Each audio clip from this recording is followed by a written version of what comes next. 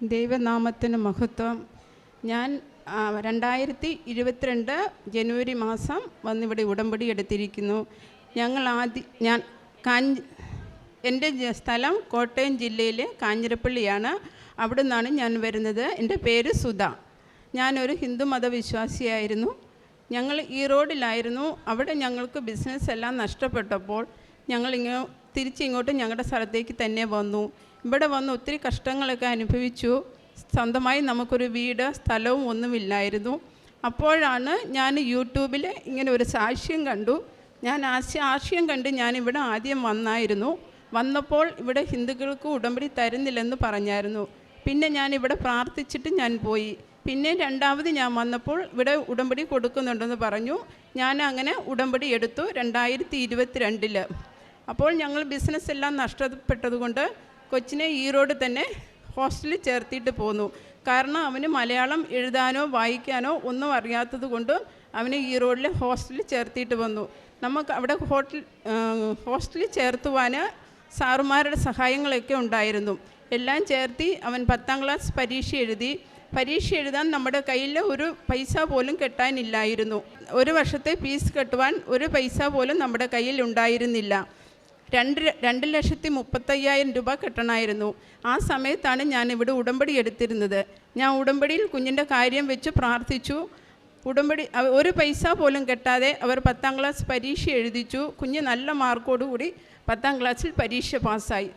അന്നേരം ആ പൈസ ഒന്നും കെട്ടാൻ നമുക്ക് പറ്റിയില്ല. +2 കഴിഞ്ഞു. +2 നമുക്ക് ഒരു പൈസ പോലും കെട്ടാൻ പറ്റിയില്ല. മാതാവിൻ്റെ അനുഗ്രഹത്താൽ അന്നേരം ഞാൻ ഉടമ്പടിയിലായിരുന്നു.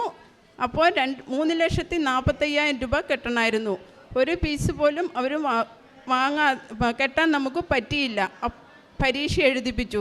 പരീക്ഷ എഴുതി നല്ല മാർക്കോടുകൂടി കുഞ്ഞ് പാസ്സായി.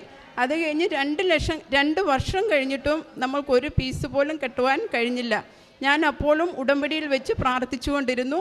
പ്രാർത്ഥിച്ചതിൻ്റെ ഫലമായി നമുക്ക് ഫീസ് കെട്ടുവാൻ സാധിച്ചു.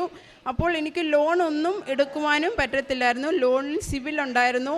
മാതാവിൻ്റെ സന്നിധിയിൽ ഉടമ്പടിയിൽ വെച്ച് പ്രാർത്ഥിച്ച് സിവിലുകളെല്ലാം മാറിക്കിട്ടി. നമുക്ക് കുറേശ്ശെ ലോണുകളെല്ലാം കിട്ടി. ആ ലോണിലുണ്ടായിരുന്ന പൈസയും നമ്മൾ ജോലി ചെയ്ത പൈസയും ചേർത്തി 2,40,000 രൂപ ചേർത്തി നമ്മൾ സ്കൂളിലേക്ക് പോയി.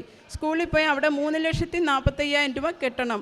അവിടെ ചെന്നപ്പോൾ പുതിയ പ്രിൻസിപ്പാളായിരുന്നു. പ്രിൻസിപ്പാൾ പറഞ്ഞു, എനിക്ക് ഈ കാര്യത്തെപ്പറ്റി ഒന്നും അറിയത്തില്ല, നിങ്ങൾ ചെയർമാനെ കാണുക, ചെയർമാൻ എന്നാ പറയുന്നതോ അത് ചെയ്യുവാൻ പറഞ്ഞു.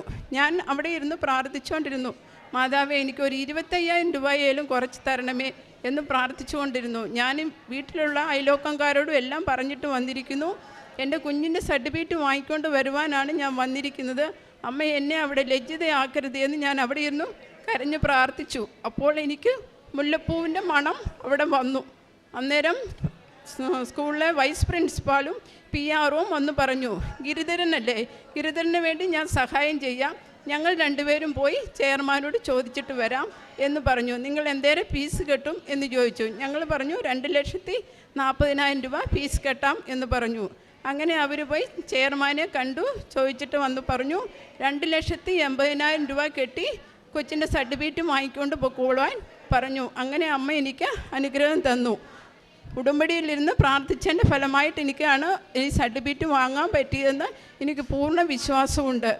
അതുപോലെ തന്നെ ഞങ്ങളുടെ അടുത്ത വീട്ടിൽ ഒരു മകൾക്ക് ആദ്യത്തെ ഒരു കുഞ്ഞുണ്ട്. 4.5 വർഷമായി ആ കുഞ്ഞിന്. ആദ്യത്തെ കുഞ്ഞും ഒത്തിരി പ്രാർത്ഥന കാര്യങ്ങളൊക്കെ നടത്തിയാണ് കുഞ്ഞുണ്ടായത്. ഇപ്പം രണ്ടാമതൊരു കുഞ്ഞ് വേണമെന്ന് പറഞ്ഞ് പ്രാർത്ഥിച്ചു. എന്നോടും പ്രാർത്ഥിക്കണമെന്ന് പറഞ്ഞു. ഞാൻ ആ ഉടമ്പടിയിൽ 6ാമത് നിയോഗമായി വെച്ച് പ്രാർത്ഥിച്ചു. ആ മകൾ ഇപ്പോൾ 2ാമത് 1.5 മാസം ഗർഭിണിയായിരിക്കുന്നു. അമ്മയെ കോടാനുകൂടി സ്തുതിക്കുന്നു, മഹത്വപ്പെടുത്തുന്നു. അതുപോലെ എൻ്റെ കാരുണ്യ പ്രവർത്തനം, പ്രേക്ഷിത പ്രവർത്തനം എന്ന് പറഞ്ഞാൽ ഞാനിവിടുന്ന് പത്രം വാങ്ങിക്കൊണ്ട് പോകും. ഞങ്ങളുടെ അടുത്ത് ഗവൺമെൻറ് ഹോസ്പിറ്റലുണ്ട്. അവിടെ പോയി പത്രമെല്ലാം അവിടെ പേഷ്യൻറ്റിന് കൊടുത്ത് അവിടെ വയ്യാതെ കിടക്കുന്ന മക്കളെ എല്ലാം തൈലമിട്ട് പ്രാർത്ഥിച്ച് അവർക്ക് പത്രമെല്ലാം കൊടുത്തിട്ട് വരും. ആഹാരവും വാങ്ങിക്കൊണ്ട് കൊടുക്കും. അതുപോലെ തന്നെ പ്രേക്ഷിത പ്രവർത്തനം, കാരുണ്യ പ്രവർത്തനം എന്ന് പറഞ്ഞാൽ ഞങ്ങളുടെ അടുത്ത് ഒരു 86ഓളം അമ്മച്ചിമാരുണ്ട്, ആരുമില്ലാത്തവർ. അവരുടെ അടുത്ത് ഞങ്ങൾ ആഴ്ചയിൽ ഒരു ദിവസം പോയി അവർക്ക് വേണ്ടിയ ശുശ്രൂഷകളെല്ലാം ചെയ്തു കൊടുക്കും. അവരെ കുളിപ്പിക്കുകയും അവരുടെ മുടിയെല്ലാം ചീകി കെട്ടി കൊടുക്കുകയും നഖമെല്ലാം വെട്ടിക്കൊടുക്കുകയും അവർക്ക് വേണ്ട കാര്യങ്ങളെല്ലാം ചെയ്തു കൊടുത്ത് അവരുടെ കൂടെ ഇരുന്ന് സംസാരിച്ചിട്ട് വരും. അവർക്ക് ഒത്തിരി സന്തോഷമായിരിക്കും. അപ്പോൾ അവർ ചോദിക്കും, ഇനി എപ്പോൾ വരും എന്ന് ചോദിച്ച് ഞങ്ങളോട് പറഞ്ഞു വിടും. അങ്ങനെ ഒത്തിരി കാരുണ്യപ്രവൃത്തിയെല്ലാം ചെയ്യുന്നുണ്ട്. അതേപോലെ തന്നെ ദിവസവും ഞാൻ ഒരു 4 ചാപ്റ്ററോളം ബൈബിൾ വായിക്കുന്നുണ്ട്. അതിലും എനിക്ക് ഒത്തിരി അനുഗ്രഹമുണ്ട്. എന്നും കൊന്ത ചെല്ലുന്നുണ്ട്. അമ്മയെ മനസ്സിൽ ധ്യാനിച്ച് ആ കൊന്തയിൽ എന്നെ സമർപ്പിച്ച് ചെല്ലുന്നു. ആ കാര്യങ്ങളെല്ലാം എനിക്ക് അമ്മ നടത്തി തരുന്നുണ്ട്. അതുപോലെ ആത്മീയമായിട്ട് എനിക്ക് ഒത്തിരി വളരുവാൻ സാധിച്ചു. മാതാവിനെ, ഈശോയെ അറിയുവാനും പ്രാർത്ഥിക്കുവാനുമുള്ള അനുഗ്രഹം കിട്ടി. ഞങ്ങളുടെ കുടുംബത്ത് ഒത്തിരി ശാന്തി സമാധാനം തന്നു. യേശുവെ നന്ദി, യേശുവെ സ്തോത്രം. ഇതാണ് എൻ്റെ സാക്ഷ്യം.